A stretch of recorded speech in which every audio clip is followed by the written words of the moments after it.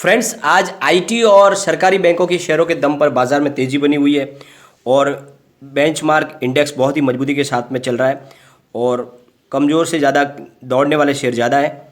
और Nifty mid cap index भी करीब 0.50% ऊपर है। निफ्टी स्मॉल कैप इंडेक्स भी 1% की मजबूती के साथ दौड़ रहा है। निफ्टी को ऊपर ले जाने में टॉप 5 शेयरों में इन्फोसिस, रिलायंस, एचडीएफसी, टीसीएस, ग्रासिम शामिल है। हालांकि एचडीएफसी और JSW steel, Tata steel, power grid और कोटक बैंक की तरफ से दबाव बन रहा है। और निफ्टी के एनर्जी और मेटल इंडेक्स ऐसे हैं जिनमें मामूली कमजोरी दिख रही है। हफ्ते के तीसरे कारोबारी दिन शेयर बाजार में मजबूती के साथ शुरुआत हुई और सेंसेक्स में 262 पॉइंट की तेजी और निफ्टी में 48 पॉइंट की तेजी के साथ से शुरुआत हुई।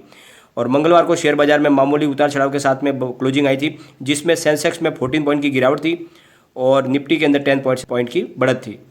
और फ्रेंड्स, आज मामला तेजी का बना हुआ है। आज 5 शेयर जो है वो अपने 52 वीक के ऊपर चले गए हैं, जिसमें इंगरसोल रेड है, Sonata software, dish TV, lux industries और बीएससी में जो शामिल है। ये लगभग इनमें 15 से लेकर 8% की तेज़ी देखने को मिल रही है।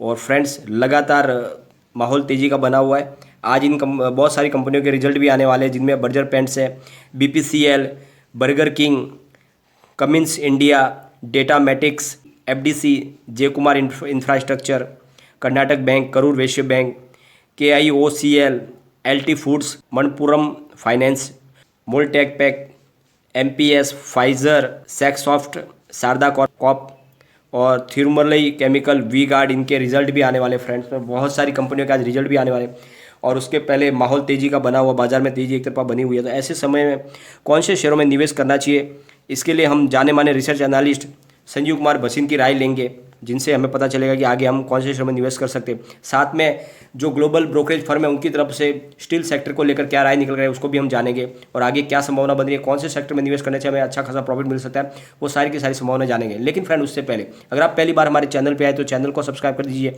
एक बेल आइकॉन दबा दीजिए ताकि जब भी नया वीडियो बने पहला नोटिफिकेशन आपको मिले। वीडियो पसंद आए तो लाइक शेयर जरूर कीजिए। चलो फ्रेंड, वीडियो स्टार्ट करते हैं। मैं हूँ आपका दोस्त एसबी दवे और हमारे अपने चैनल ऑनलाइन कमाई में आपका बहुत बहुत स्वागत है। फ्रेंड्स, आईआईएफएल सिक्योरिटीज़ के डायरेक्टर संजीव भसीन को शेयर बाजार का बड़ा अनुभव है। संजीव भसीन पिछले 32 साल से बाजार से जुड़े हुए, बाजार में होने वाली हर छोटी बड़ी हलचल पर उनकी बारीकी नज़र रहती है। आईआईएफएल सिक्योरिटीज़ के क्लाइंट शेयरों पर दी गई टिप से सालों से अच्छा खासा फायदा कमा रहे और संजीव भसीन की तरफ से जो टिप दी जा रही है उनको हम डिस्कस करेंगे और जानेंगे कि आगे क्या रणनीति रह सकती है। साथ में संजीव भसीन ने बाजार पर राय देते हुए कहा है कि निफ्टी फ्लैट कारोबार कर रहा है, लेकिन मिड कैप और रियल एस्टेट के शेयरों में तेजी देखने को मिल रही है। आईजीएल और एमपीजीएल ये दोनों स्टॉक अच्छा करते हुए दिखाई दे सकते हैं। तो उनकी जो पहली जो पिक निकल के आ रही है वो है अपोलो टायर। संजीव भसीन ने निवेशकों को पहली पिक के रूप में अपोलो टायर में खरीदारी की सलाह दी है। उन्होंने कहा है कि ऑटो सेक्टर फिर से एक्शन में आता हुआ दिखाई दे रहा है, इसलिए टायर की मांग बढ़ेगी। उन्होंने कहा कि इस स्टॉक को 222 से लेकर 223 के स्तर पर खरीदारी करनी चाहिए और 234 का टारगेट आपको देखने को मिलेगा और सुरक्षित निवेश के हिसाब से इसमें 217 का स्टॉप लॉस लगा लेना चाहिए। सेकंड जो उन्होंने स्टॉक सजेस्ट किया वो है जीएमआर इंफ्रास्ट्रक्चर। दूसरी पिक के रूप में संजीव भसीन ने जीएमआर इंफ्रा में खरीदारी की सलाह दी है। उन्होंने कहा कि इसके पास दिल्ली एयरपोर्ट के चारों तरफ बहुत ही अधिक जमीन है। लॉकडाउन के प्रतिबंध समाप्त होते ही एरो सिटी में जोरदार हलचल देखने को मिलेगी और इसको रीओपनिंग का फायदा होता हुआ दिखाई देगा। उन्होंने कहा कि इस स्टॉक को आप 26.75 से लेकर 26.85 के स्तर के आसपास खरीदारी करनी चाहिए।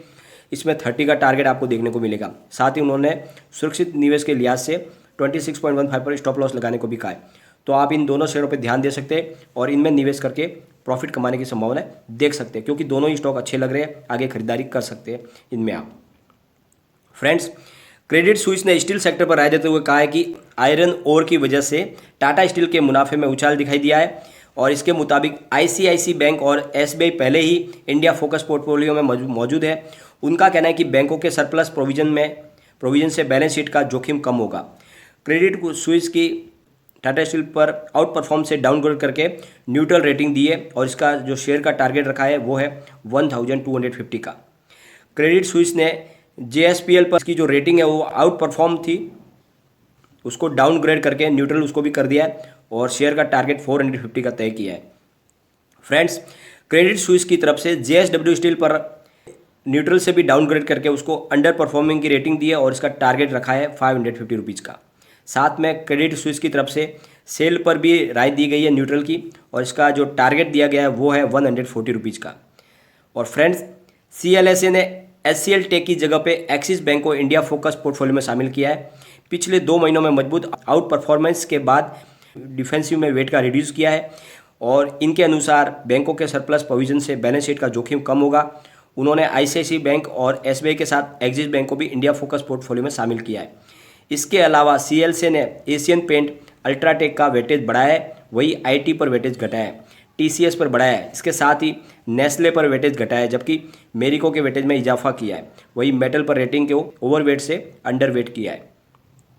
CLSA की इमामी पर राय है कि उन्होंने जो रेटिंग दी है वो आउट परफॉर्म की रेटिंग बनाए रखी है और शेयर का लक्ष्य उन्होंने 520 का तय किया है। उनका कहना है कि बिक्री में सुधार पर फोकस रहेगा और छोटी अवधि में मार्जिन पर दबाव संभव है। उन्होंने कहा है कि फाइनेंशियल ईयर 2020 के EPS के अनुमान 5% की कटौती की है और जबकि फाइनेंशियल ईयर 23 के EPS के अनुमान में कोई भी बदलाव नहीं किया है। तो फ्रेंड्स, ऐसी राय निकल के आ रही है जिनमें आप निवेश करके आप भी अपना अच्छा खासा प्रॉफिट कमा सकते हैं।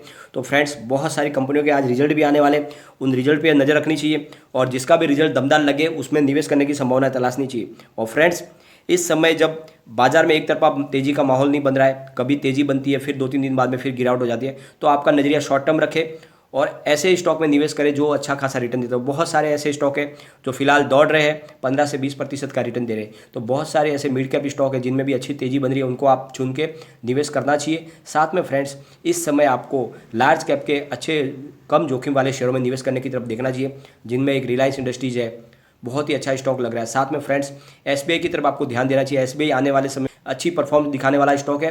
टाटा मोटर्स में आप निवेश कर सकते हैं और सबसे बड़ी बात, FMCG सेक्टर के ITC में भी निवेश किया जा सकता है। इन शेयरों का भविष्य उज्जवल लग रहा है, आने वाले समय में अच्छा खासा रिटर्न मिलेगा। तो लॉन्ग टर्म के लिहाज से इन शेयरों में निवेश करके भी आप अच्छा खासा प्रॉफिट कमा सकते हैं।